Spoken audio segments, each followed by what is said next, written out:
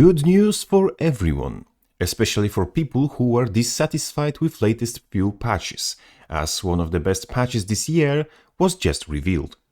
Before classes underperforming relics were adjusted.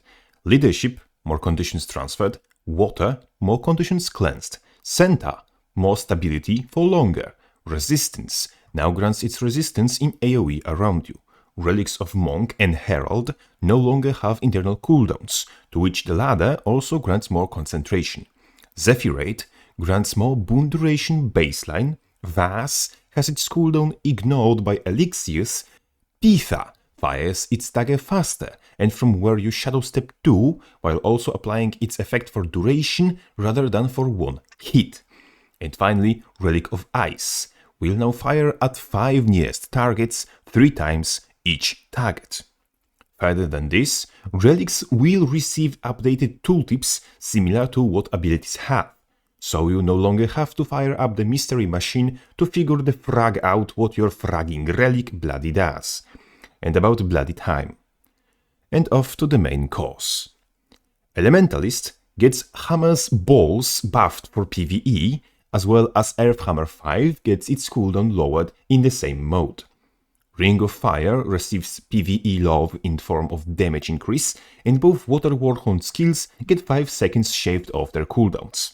Third Soul skills in Fire, Water and Air get all respectively more damage, more healing and shorter cooldown in versus modes, to make Sword tempting for non-Weaver enjoyers.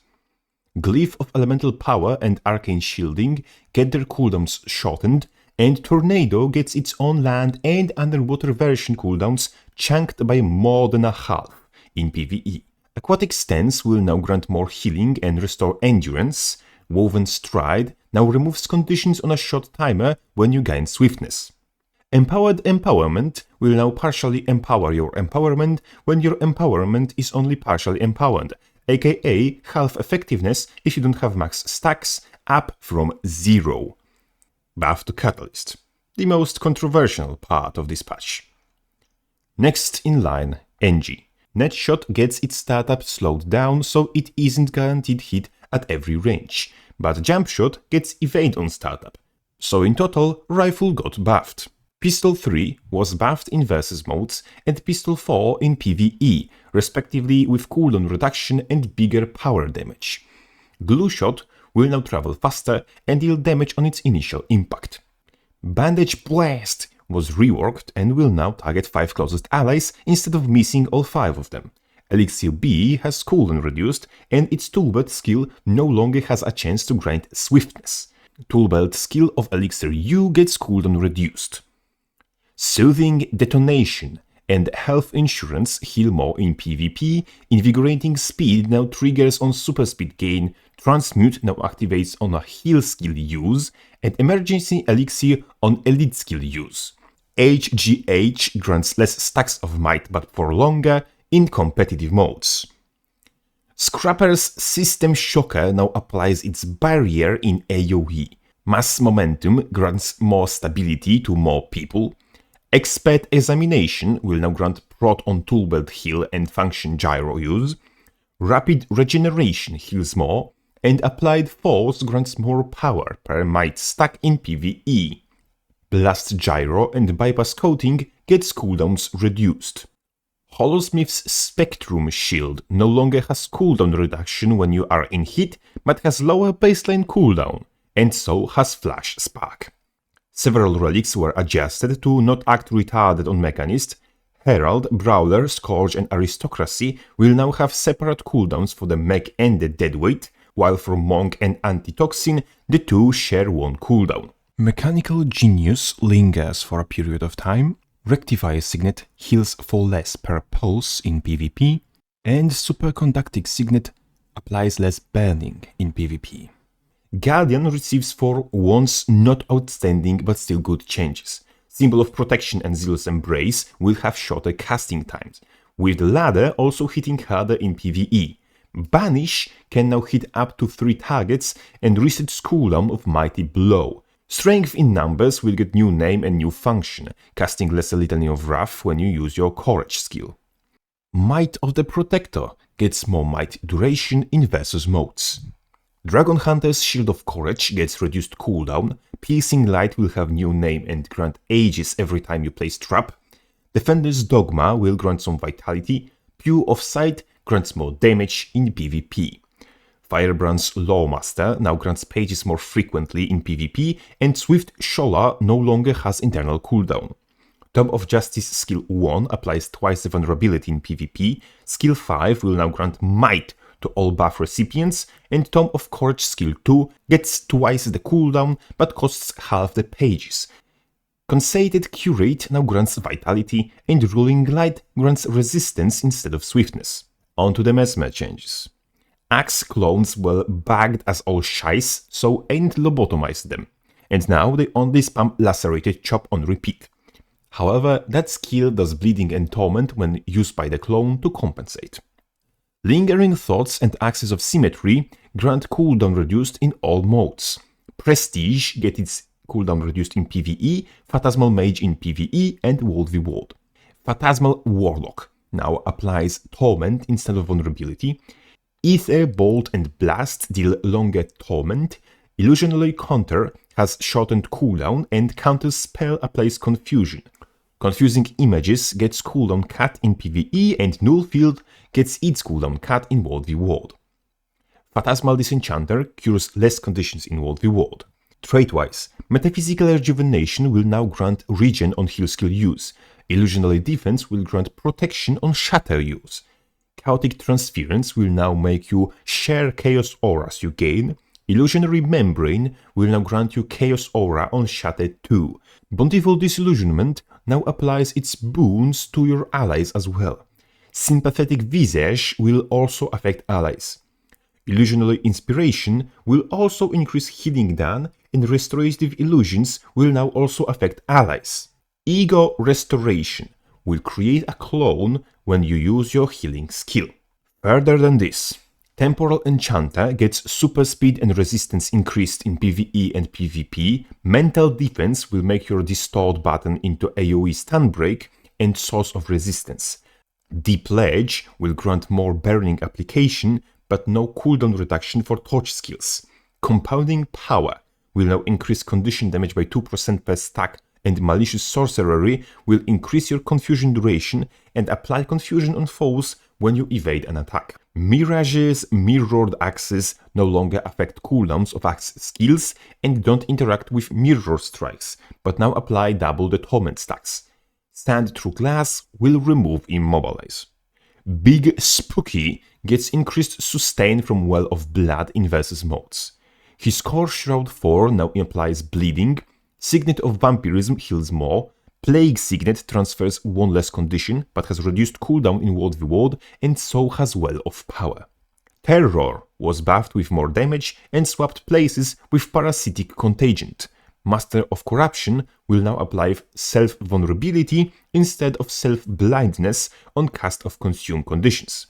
Soul Comprehension will grant Life Force based on Death's Carapace stacks upon entering Shroud, and Deadly Strength will grant condition damage based on Death's Carapace stacks. Reaper's Augury of Death heals more and deals more damage on Siphon, while Blighter's Boon applies full effects regardless of whether you are in Shroud or not.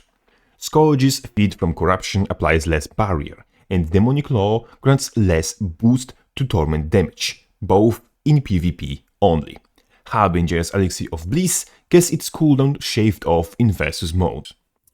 Ranger takes the title of Daddy's favorite child this patch, as from Ranger pets, all pet families were adjusted, and 48 pets received direct changes, most of which were buffs or quality of life changes.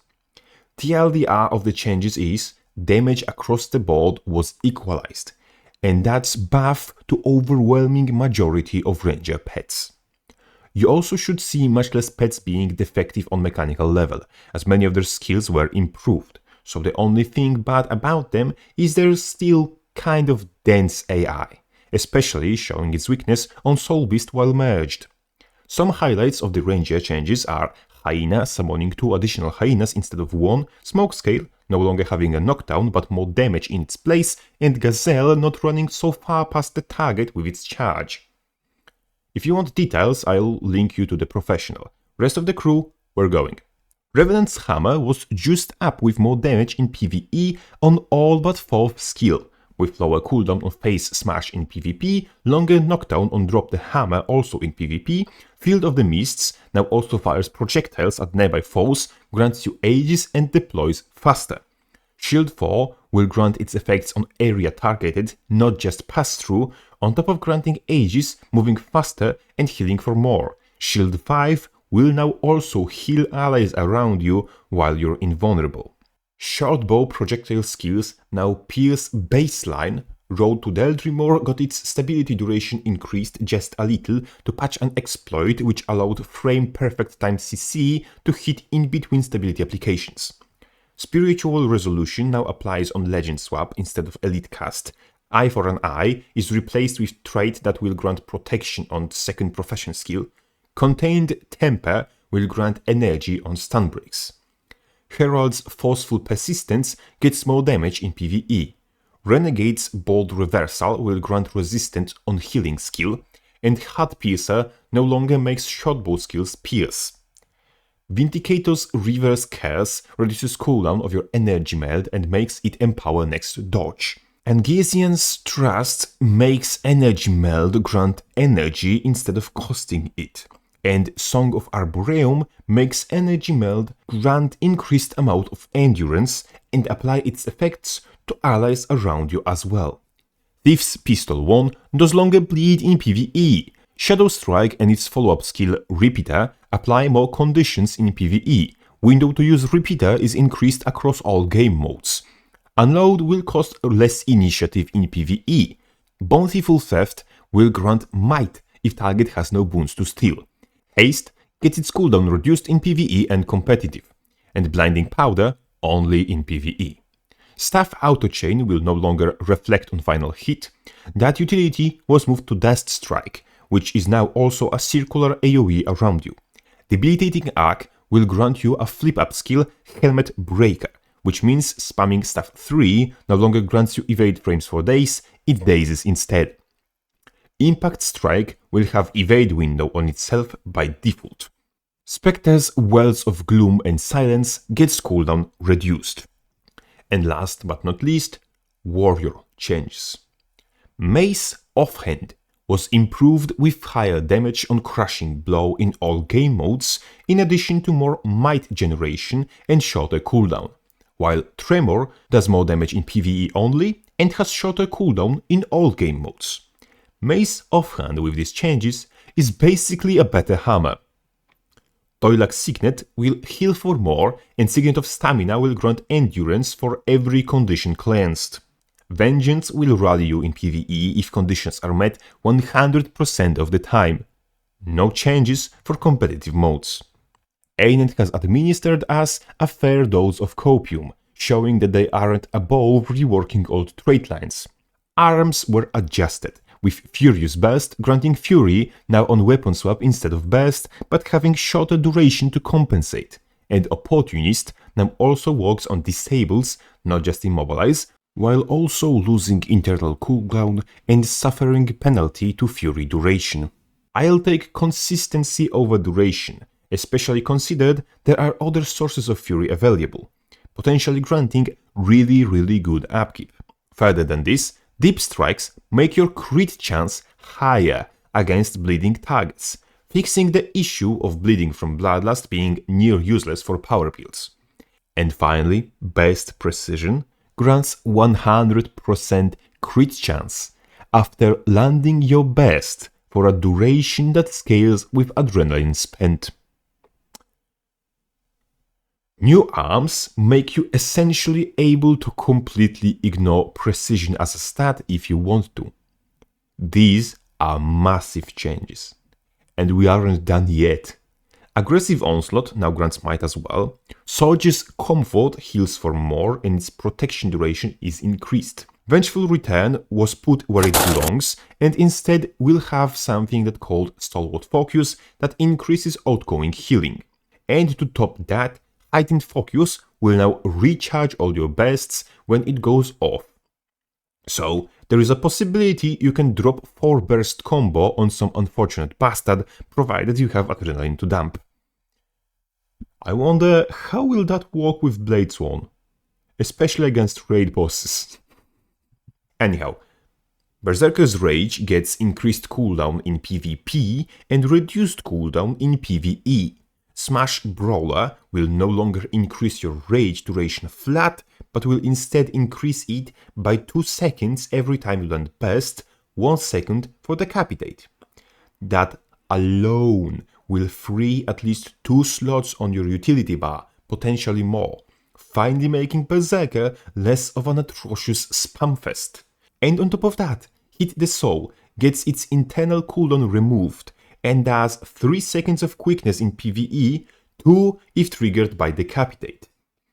This is the best we could have hoped for. Not the dream come true scenario, but as close to it as realistically possible. So if you have any water to spare, remember to make a gratitude offering to Great Hydrated One. And with that out of the way, Crabface out.